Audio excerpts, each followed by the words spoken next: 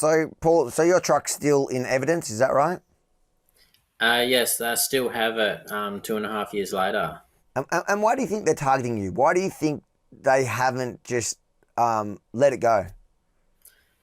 I really unsure. Besides the fact that it made a big statement on the day. Yeah, I think also if they're successful with what they're doing with me, next time people want to stand up for what they believe in, who's going to do that? Because they'll be all too afraid.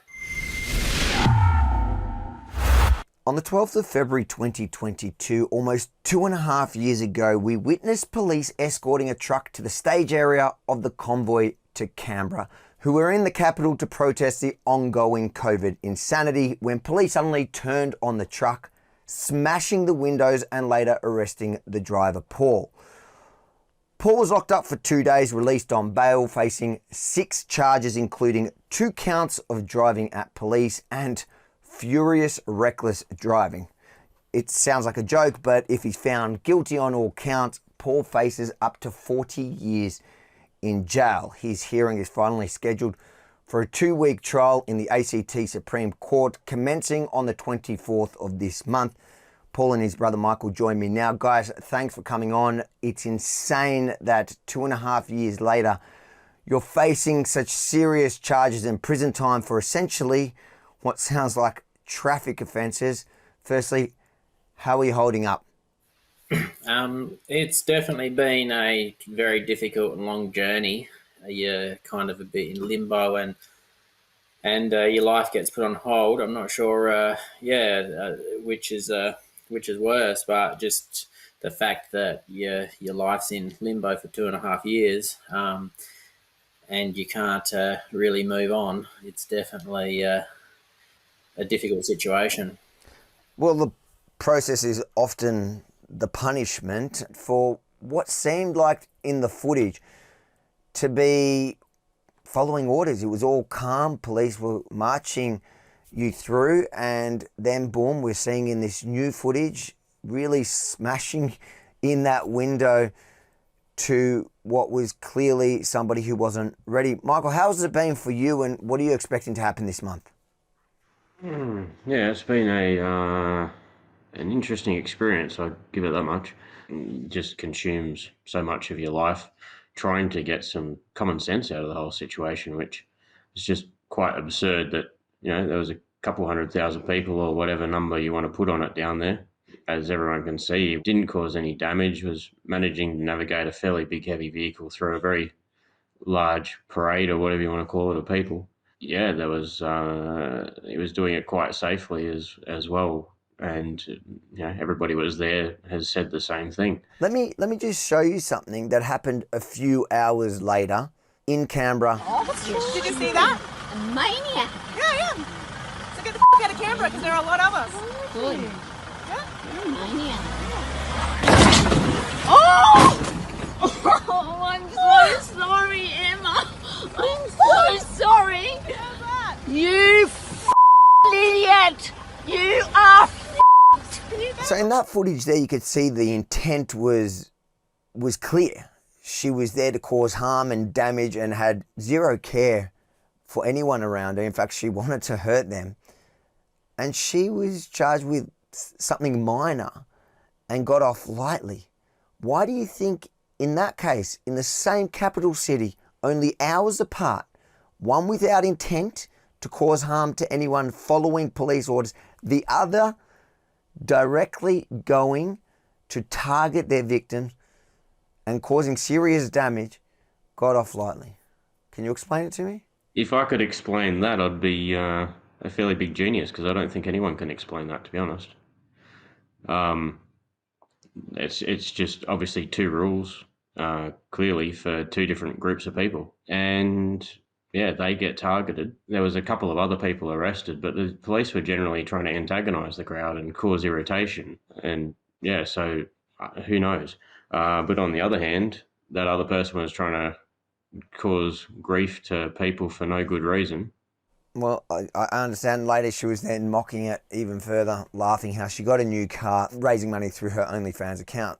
Paul, that must hurt to watch that, to see someone who's clearly out there to cause harm, to break the law, and then to get off essentially scot-free, mocking everyone, laughing at her victims, saying how she managed to raise the new funds for a brand new car through her OnlyFans, whilst you almost lost your truck.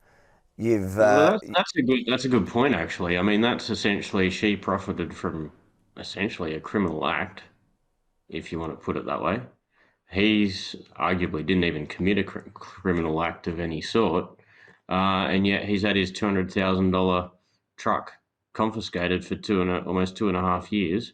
They've tried to sell it on him. They're trying to never return it. Like, the confiscation is to seize it to the state, is what they're trying to do. Or else they've just done it so that to hamstring him because they know that he's on a pension and that was his only asset. Seem to use those sorts of things as a bit of a game to tie up his potential funds to fund his defence anyway. So Paul, so your truck's still in evidence, is that right? Yes, they still have it 2.5 years later. And why do you think they're targeting you? Why do you think they haven't just let it go? I really unsure. Besides the fact that it made a big statement on the day. Yeah, I think also if they're successful with what they're doing with me, next time people want to stand up for what they believe in, who's going to do that? Because they'll be all too afraid. And how are you feeling about your case? Are you confident? Well, I guess I feel like I know what's right, and but yeah, I guess am I confident in the system? That's another sort of question.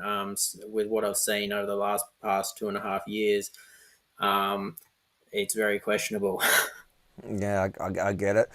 Well, we'll cover your case the whole time. You know, the people that have been watching this story closely over the last now 2.5 years. Where can people keep up to date and support you in your current battle? Yeah, there's two different websites you can go to. One is freedomtruck.au, so just freedomtruck.au. They go straight through to the fundraising page that's running for him. We're about halfway towards the funds that we need to be able to fund a reasonable defence at trial. The other website that has a bit more details and access links through to the Facebook page and everything is convoy-to-canberra.com. We'll get you there. Paul, what's your message to people who have kind of forgotten about the COVID era and the kind of lengths the state went to shut down any sort of dissent? Well, I guess from a historical point of view, if we saw what they did a few years ago, they're only going to keep trying to take and take and take. So unfortunately, they really just gave us a view of the future if people let things go. It's certainly a warning. Final messages to the public now. Michael? Yeah, just like to thank everyone, obviously, for their support, and please keep sharing amongst your friends and colleagues and circle of influence. Unfortunately, he's sort of I think about the last person that's one of the last people still being targeted from that whole event. As we know, a massive number of people from all walks of life in Australia went there. Unfortunately, only a couple of people got targeted over it, and he's one of the unfortunate ones that's still going through the rigours of trying to get some common sense and hopefully some freedom back. Thank you for standing up back then, and sorry for what you're going through now. And I promise you that we at Rebel, we will follow your story through all the way to the end. Thanks for your time tonight, and good luck on the 24th.